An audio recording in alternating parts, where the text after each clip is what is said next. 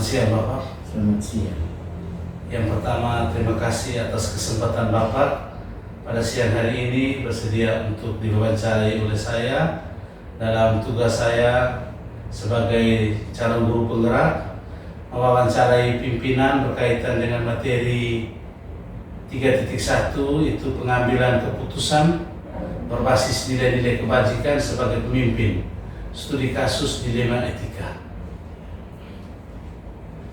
Ada 8 pertanyaan Bapak yang saya mau lanjutkan kepada Bapak sebagai pimpinan saya dalam kaitan dengan studi kasus dilema etika.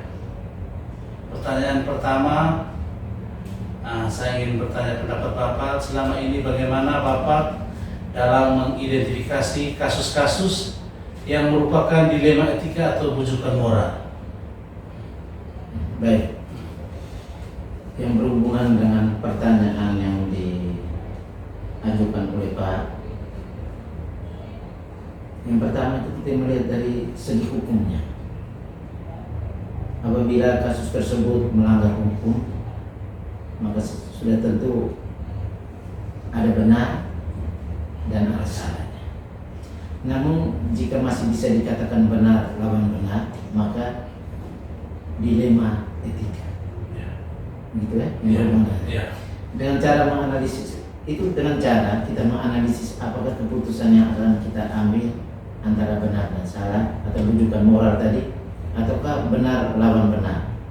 Kalau dilema etika lebih menekankan pengambilan keputusan yang tepat, juga bijaksana dari seorang pimpinan, karena tidak ada keputusan salah di dalamnya. Sedangkan bujukan moral antara benar melawan salah. Saya rasa begitu. Terima kasih Bapak. Pertanyaan yang berikut, bagaimana Bapak dalam menjalankan pengambilan keputusan di sekolah, terutama pada kasus-kasus di mana ada dua kepentingan yang sama-sama benar atau sama-sama mengandung nilai kebajikan? Baik. Sebelum keputusan itu kita ambil, yang pertama itu kita kumpulkan fakta, kebenaran. Siapa yang terlibat dalam masalah atau kasus. Kemudian kita menganalisis benar dan salahnya masalah yang tengah dihadapi. Kemudian membuat alternatif atau solusi keputusan yang akan diambil. Jadi masalah yang terjadi harus kita telusuri secara baik, sehingga keputusan nanti kita ambil tidak bertentangan dan akhirnya kita dapat mengambil keputusan tidak merugikan pihak-pihak. Terima kasih Bapak. Kemudian yang ketiga, langkah-langkah atau prosedur seperti apa yang Bapak biasa lakukan selama ini? Tentunya kita kembali melihat penyebab permasalahan itu, masalah yang timbul, kemudian siapa yang terlibat. Setelah itu biasanya kami atau kepala sekolah biasanya berdiskusi dengan guru senior atau warga sekolah. Warga sekolah di sini Bapak Ibu guru yang bekerja di sini, termasuk karyawan sekolah di sini, sehingga kita dapat mengambil suatu keputusan, menimbang, sehingga tidak ada yang dirugikan, sehingga kita melihat dari berbagai sudut pandang, akhirnya kita dapat mengambil suatu keputusan yang pas. Baik Bapak, yang berikut, kira-kira hal-hal apa saja yang menjadi tantangan dalam pengambilan keputusan pada kasus dilema etika yang menjadi tantangan? Ya, hal-hal yang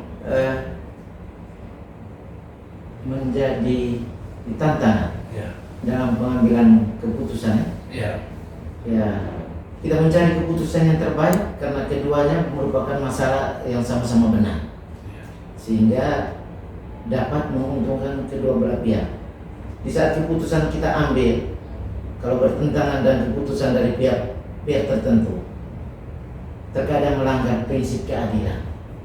Jadi bagi kita harus berusaha sehingga kita memperlakukan semua orang itu secara istimewa. Terima kasih Bapak.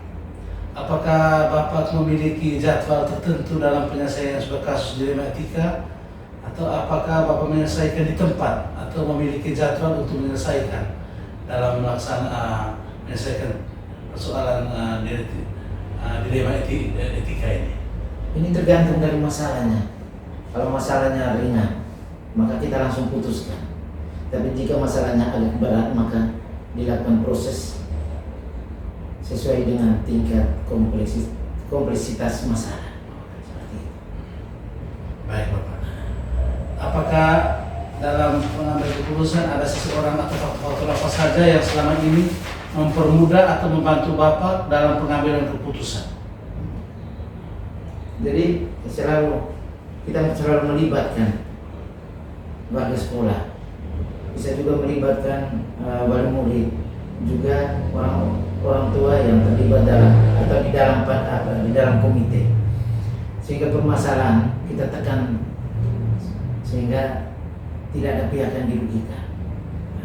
Bisa juga kita mengundang orang tua yang pola pikirnya diidolakan di lingkungan kita ini. Seperti itu. Terima kasih Bapak. Pertanyaan yang terakhir dari saya, dari semua yang disampaikan, pelajaran apa yang kira-kira Bapak petik dalam pengalaman Bapak mengambil keputusan berkaitan dengan dilema etika ini? Jadi di dalam mengambil suatu keputusan, kita harus lebih bijak dalam menganalisis atau menganalisa sebuah masalah untuk dijadikan pertimbangan bagi kita, sehingga kita dapat menentukan solusi apa yang kita ambil. Jadi setiap pengambilan keputusan harus dilakukan sesuai dengan kebaikan atau keberpihakan pada siswa. Jadi sehingga keputusan yang kita ambil tidak akan memiliki risiko. Saya rasa seperti itu. Terima kasih Bapak atas waktu dan kesempatan. Saya sebagai guru penggerak dalam memahami tugas ini, saya sekali lagi mengucapkan terima kasih atas kesempatan dari Bapak untuk bersedia diwawancara oleh saya. Sama-sama. Terima kasih.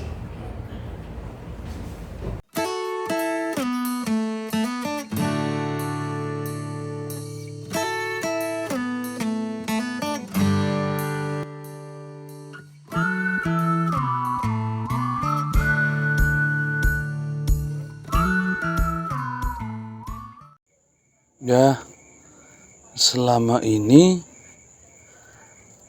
memang ada kasus yang berhubungan dengan dilema etika dan bujukan moral, tapi terus terang saya belum mengidentifikasi secara jernih soal kasus-kasus tersebut. Tapi kalau yang ditanya itu bagaimana saya bisa mengidentifikasi kasus tersebut, yang pastinya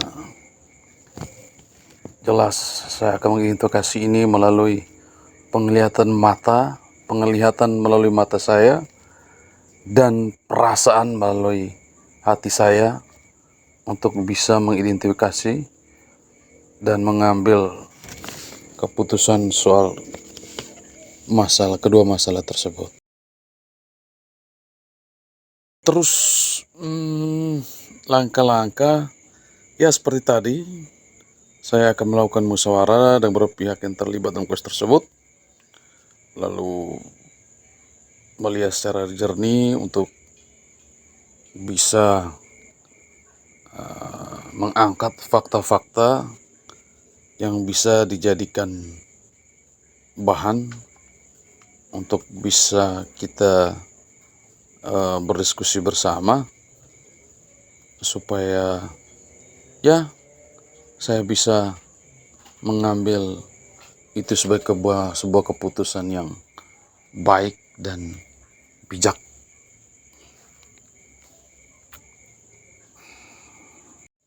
Ya, selalu saya melakukan koordinasi dan melakukan musyawarah kepada semua pihak yang diperlukan, seperti komite, orang tua, atau orang-orang yang menurut saya berkompeten yang bisa saya ajak diskusi. Yang pastinya saya akan tetap berkoordinasi untuk bisa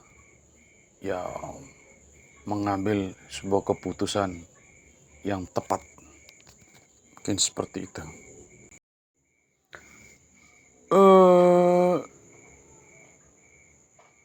Setiap keputusan perlu diambil berdasarkan musyawarah dan kerjasama. Serta kita selalu berprinsip pada keadilan. Kalau menurut saya, berprinsip pada keadilan yang terpusat pada mata saya untuk bisa melihat persoalan itu, dan yang berikut hati saya untuk bisa merasakan apa yang mereka rasakan. Jadi itu prinsip saya. Oke, itu saja. Terima kasih banyak. Tantangan banyak Bapak dan Ibu guru yang memang belum begitu paham soal tupoksi kerja lah. Mungkin saya kira itu sehingga banyak hal yang dikatakan bisa menyimpang dari apa yang seharusnya menjadi tupoksi dan tanggung jawabnya, sehingga terjadilah persoalan hal demikian yang berhubungan dengan dilema etika dan bujukan moral. Kira-kira seperti itu. Jika mengidentifikasi kasusnya yang bisa diselesaikan, saya kira harus diselesaikan saat itu juga. Tidak harus menunggu waktu yang berikut untuk diselesaikan itu. Tetapi kalau melihat dari menimbang bahwa persoalan itu jika harus membutuhkan waktu atau belum bisa diselesaikan hari itu, artinya bahwa saya harus membuat jadwal untuk bisa menyelesaikan kasus tersebut. Yaitu mungkin dengan memanggil beberapa pihak kompeten, seperti komite sekolah atau orang tua atau pihak-pihak teman-teman guru yang saya lihat berkompeten bisa menyelesaikan ini, saya bisa ajak berdiskusi supaya kita bisa menyelesaikan persoalan ini. Tapi pada prinsip saya bahwa lebih cepat lebih baik, lebih bagus. Bisa diselesaikan, jangan menunggu terlalu lama. Mungkin kira-kira seperti itu. Lalu hal-hal apa saja yang bisa saya ambil untuk mengkonversikan itu sebagai sebuah keputusan? Seperti tadi, sama juga bahwa saya akan melakukan musyawarah dengan beberapa pihak yang terlibat dalam kasus tersebut, duduk bersama, berdiskusi, mencari formula terbaik untuk bisa menyelesaikan kasus tersebut. Dan juga saya juga harus mengecek untuk mengumpulkan fakta-fakta di lapangan yang relevan yang berkaitan dengan masalah tersebut, untuk bisa kita ambil keputusan. Dan juga mungkin juga keputusan yang bisa diambil selain masalah terkait dengan hal tersebut, Ya mungkin juga ada masalah-masalah lain yang relevan juga terhadap persoalan-persoalan seperti yang berhubungan dengan dilema etika dan bujukan moral itu, ya saya juga bisa bersama-sama minta pendapat ya, untuk kita sama-sama bisa menyelesaikan masalah tersebut. Ya, saya akan selalu mengajak teman-teman untuk selalu diskusi.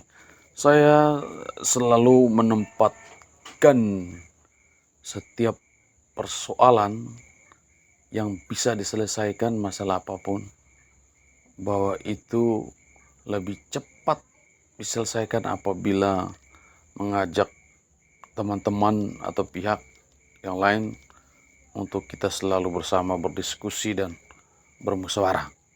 Intinya diskusi dan musyawarah. Bisa sama-sama bertukar pikiran sehingga semuanya bisa kita selesaikan dengan cepat.